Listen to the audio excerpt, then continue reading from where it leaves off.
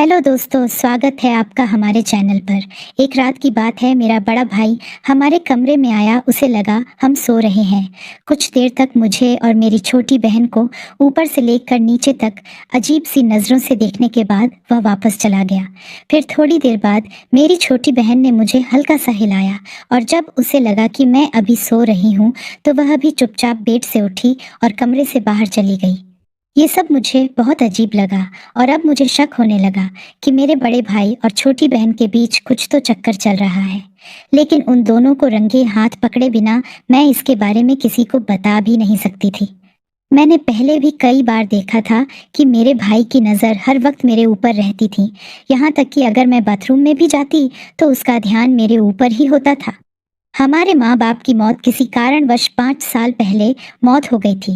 तब से मेरा बड़ा भाई वही मेरी और मेरी छोटी बहन की देखभाल करता था।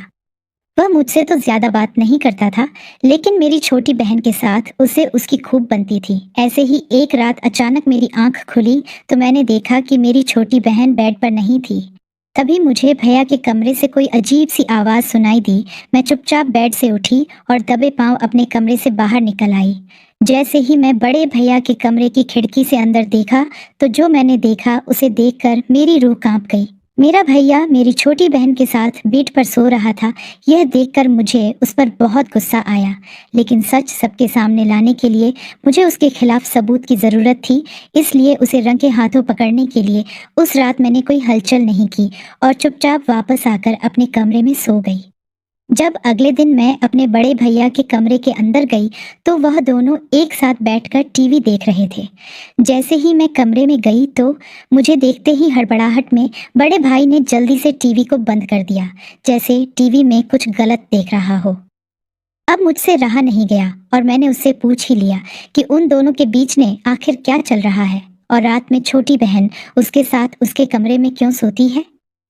मेरी बातें सुनकर बड़ा भाई बहुत हैरान हुआ और उसने कहा, जैसा तुम समझ रही हो वैसा कुछ भी नहीं है। तब उसने मेरे सामने टीवी चलाया तो जो मैंने उसमें देखा उसे देखकर मेरे पैरों तले से जमीन खिसक गई। मैंने देखा कि मैं अपने कमरे में पागलों की तरह सामान उठाकर अपनी छोटी बहन की तरफ फेंक रही हूँ। फिर मेरी छोटी बहन कमरे से बाहर भाग गई और बड़े भाई ने जल्दी से आकर मेरे कमरे का दरवाज़ा बाहर से बंद कर दिया। तब उसने बताया, मुझे एक गंभीर बीमारी है जिसमें कई बार मैं रात के वक्त अपने होश को खो बैठती हूँ। इस डर से कि कहानी मैं छोटी बहन को चोट ना पहुंचा दूं, वह उसे अपने कमरे में सुला लेते हैं और इस बीमारी की वजह से ही वह हर वक्त मेरे ऊपर नजर रखते हैं।